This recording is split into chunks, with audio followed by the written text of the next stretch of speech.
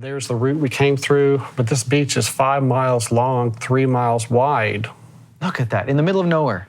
Yes, 5 miles by 3 miles, and it jets out into the Gulf of Aqaba. And that would create what we're going to get into, I'm sure, is the underwater land bridge. Having accomplished together a long and desolate journey through the wilderness, destitute of any beaten road, at last arrived at the sea, which is called the Red Sea.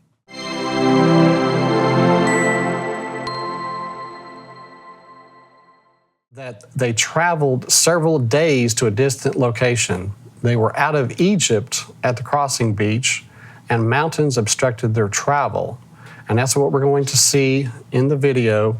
And they said unto Moses, Because there were no graves in Egypt, hast thou taken us away to die in the wilderness? Wherefore hast thou dealt thus with us, to carry us forth out of Egypt? So they were out of Egypt at the crossing spot. Point A, they would not be out of Egypt. They would still be in Egypt. B is a distant out of Egypt location. God led them not through the way of the land of the Philistines, although that was near. For God said, Lest peradventure the people repent when they see war, and they return to Egypt. The route they took up here at the top of the screen is they would not have gone the way of the Philistines. And King Solomon made a navy of ships in Ezion-Geber, which is beside Eloth, on the shore of the Red Sea, in the land of Edom. Now in this verse it describes Eloth, or modern-day Elat, as on the Red Sea. It's marked here at the southern tip of Israel. That's termed the Yam Suf in Hebrew. That is the body of water that would be the crossing spot, is the Yam Suf. And in Exodus 13 mentions that. We're now here at Elat, southern tip of Israel. It's a Saturday evening, Sabbath evening, and we can see Jordan over here on the left. That's still a very popular vacation spot. It is a vacation area, yes.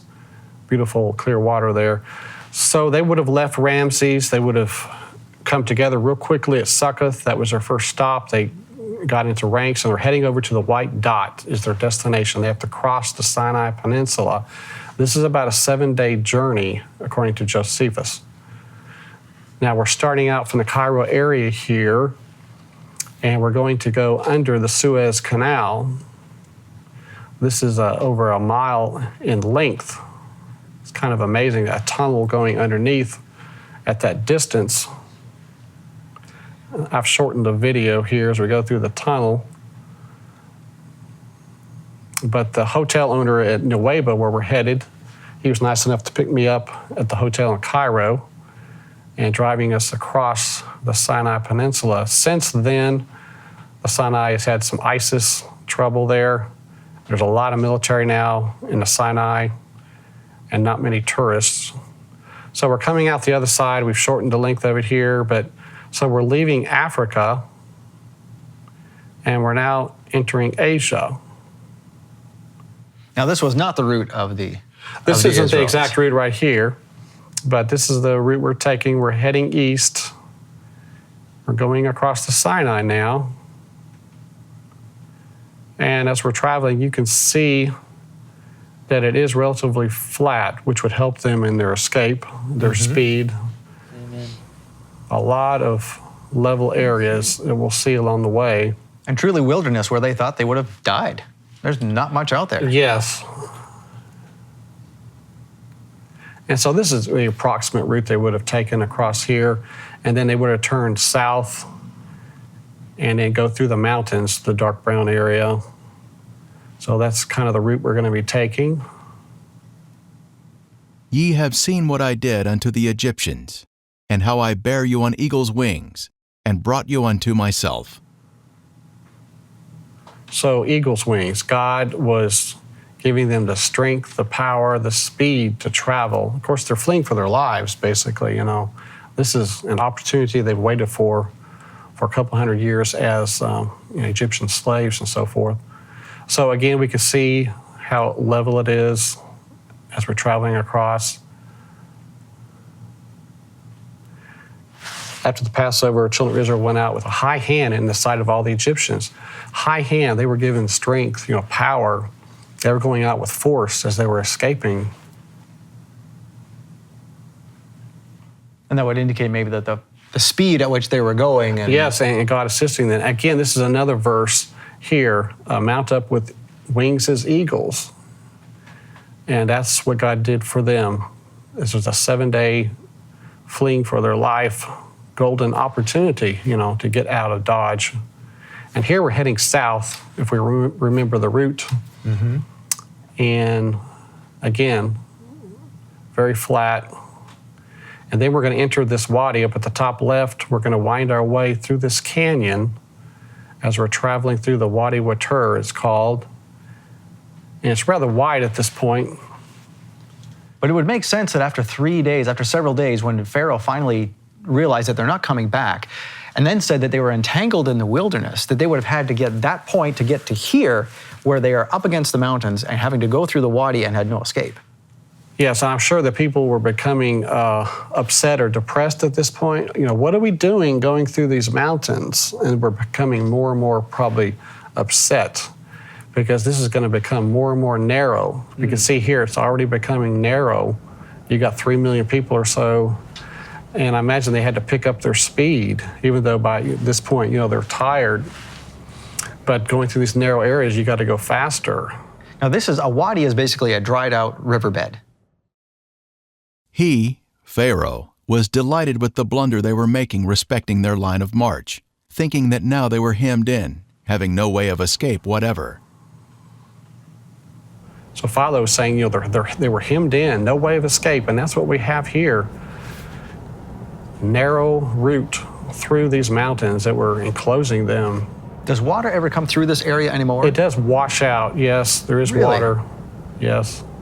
So they continually have to build this road, which is why it looks maybe so new. Right, yeah, they have to grade it occasionally. And so, again, this is a narrow spot here. Yeah, that would definitely slow them down. They are entangled in the land. The wilderness hath shut them in. So they were entangled, they were shut in, and that's what we have. And we're going to see how steep some of these mountains are. Very steep. I mean, how do you get over that? You can't. Yeah, there literally is no escape. That's like traveling through the Rockies. Right. For there was on each side a ridge of mountains that terminated at the sea, which were impassable by reason of their roughness, and obstructed their flight. So this is recorded by many people, Josephus, Philo, the Bible. And the Bible, they all mention them being entangled, and that fits in with the biblical account. So what happened here. This is not just, believing by faith. This is secular historians. That's right. Saying these confirm what the Bible's saying, confirm the site. So we're getting near the end of the wadi. The mountains are ending right up in front of us here, heading toward the Red Sea or Gulf of Aqaba. And that would explain the large beach. If the water was rushing through here, it'd bring lots of sediment, and over the years creating that beach. So there you can see the beach. It could too during the flood. The water would have washed out through here and pushed the sand out. So in the distance, we're standing at the mouth of the canyon there, and we can see the Gulf of Aqaba in the distance. There's the route we came through, but this beach is 5 miles long, 3 miles wide. Look at that, in the middle of nowhere. Yes, 5 miles by 3 miles, and it jets out into the Gulf of Aqaba. And that would create what we're going to get into, I'm sure, is the underwater land bridge. Having accomplished together a long and desolate journey through the wilderness, destitute of any beaten road, at last arrived at the sea, which is called the Red Sea. So he mentions a long and desolate journey. That excludes any nearby crossing site. Speak unto the children of Israel, that they turn and encamp before Pi-hahiroth, between Migdol and the sea, over against Baal-zephon. Before it shall ye encamp by the sea. So Pi-hahiroth means mouth of the hole or canyon in Hebrew. This is the mouth of the hole or canyon right here where the mountains terminated at this beach. So that is biblical Pi-hahiroth right at that point. That's where we came out of the mountains through the wadi. As if it was yesterday. Yes, so Ron's sons are going to talk about going to the crossing site here. Yes, we did. Some research. We did do that. He was interested in trying to find the site because scientists always kept trying to say that they crossed in the Sea of Reeds, which was ankle deep at a certain time of year and stuff. And Dad wanted to prove that it was a biblical miracle. Mm-hmm. And so he tried to trace their steps from Egypt. And basically he did. He got an airplane, and he had this guy named Moses, actually. Yeah. That's no lie. We hired a pilot in Eilat, and his name was Moses, and he flew us up and down through there, and Dad told him what we're looking for. We're looking for a valley that goes all the way through the mountains from here, from the Sinai Peninsula to here. And the guy said, oh yeah, there is one. And back then there wasn't a road even down it, No. but now they have a road down there. All the way through. Yeah. It keeps washing out all the time. But anyway, we found that, and it was perfect description of what the Bible said, is they wandered through the valley and got turned. They couldn't get out. The Egyptian army was behind them, and they couldn't turn around to get away, and they couldn't climb up over the mountains to get away. And basically they had to keep going towards the Red Sea, and they were cut off. And so we pretty much knew that that's where it had to be. Now I want to stop you here just for a second, because this footage is very special, because what Ron said people can dispute or not, whatever, but his son now is saying the same thing. And again now, this is very special footage because Ronnie, who was just speaking, you've told me has passed. That's true, yes, that's sad. Yes, this was about 4 or 5 years ago. But yeah, so they're describing being with their father. They're, in this airplane that Mr. Wyatt rented against spending his money, on these discoveries. And the pilot named Moses is showing them the route through the mountains. And so, of course, they immediately went down to this beach after having flown on that airplane. So that was a great lead that they were given. Amazing. Yes. Yeah, and here again, we have a second testimony. That's right, with his sons. And so fortunate that you captured that before he passed on. Yes. Wow, okay. So here we are at our guide's house there at Nuweiba, and he's going to offer up some tea for us. Faraj is his name. And this is a very cultural thing, is hospitality It is, in this yes. area. In Turkey, Egypt, this is traditional chai tea. And regardless of who you are, come be my guest. That's Is right. that not the mantra? They're very welcoming, very nice. And so Andrew's here taking up some of the tea, and his father on the right. So now we're driving through Nuweiba. It's a poverty-stricken area, very few tourists nowadays. Is this another war-torn area or just desolate? Well, because of the ISIS, they had to shut down a lot of the Sinai, and the military is all over the place. And again, camels just everywhere. That's true. And so here we're at a fortress, Migdal, we saw in the previous text, was supposed to be near the crossing site. Now this may be a more modern fort or fortress. There could have been a more ancient one at the same location, back 3,500 years ago. But some people say this is a more modern fort. But there's a nice well in the center of this. This well could be, 3,000 years old. There could have been a fort here before. But so this area could be, where the biblical Migdal was. Some people say Migdal could be up on top of the mountains, something up on top of the mountains looking down. But we're not exactly sure. But this is an interesting spot here. And we went over and took a look down inside the well. Is this, to your knowledge, still a functioning well at this time? I don't know. It does have a modern, pipe going down into it. So I imagine they are drawing some water out of it with the kids ready to fall in. So there is the beach there at Nuweiba, and this is a sunrise. I know there's something very interesting at this beach that you're going to show in a minute. Not all of it is sand. That's right. We'll see possible evidence of it having been melted. So here we are, another view looking down to the south, Saudi Arabia on the other side. Sometimes you visit here, you cannot see across. You can't even see the mountains. But this was a good day. You could see across. And then we're panning toward the north, up toward Israel. And in the distance on the right would be Jordan. And there again are the mountains that would make it impassable on the north. Yes, yes, on the Sinai side. And so now we're looking over toward the pillar that marked the crossing location. So the first day you went down to the beach, tell us what you saw. You saw We found the column Okay. laying there. I think Danny's the one who we noticed saw that. the column.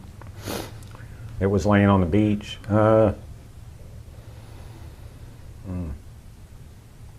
later, That's pretty much all we saw. But that's why Dad thought that could be the spot, because he remembered reading that Solomon put up a pillar on either side. yeah. And he had looked at some of the whatever those maps are, underwater maps, and he found that the smooth place all the way across, and that the wadi was right there that went all the way through. Because everywhere else in the Red Sea, there's coral just, everywhere. There's no flat place at all. It goes down and drops off real sharp.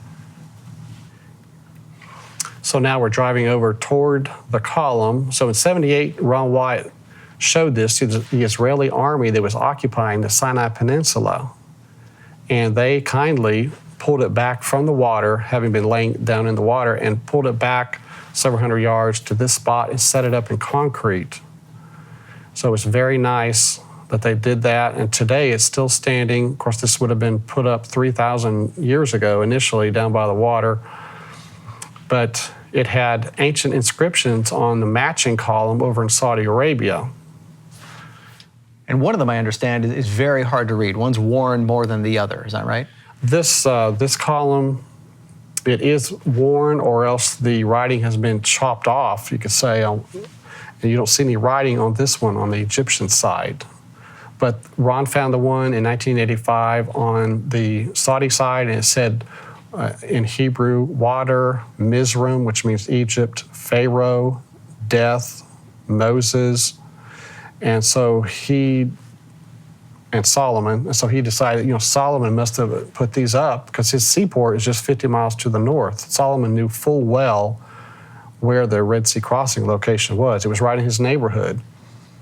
And so Ron thought that he put these columns up to mark the spot. Well, the very fact that they're matching, you wouldn't need Yes. any inscription on both. Right, and the Saudi one has been cut down and removed, which is sad, but this one is still there.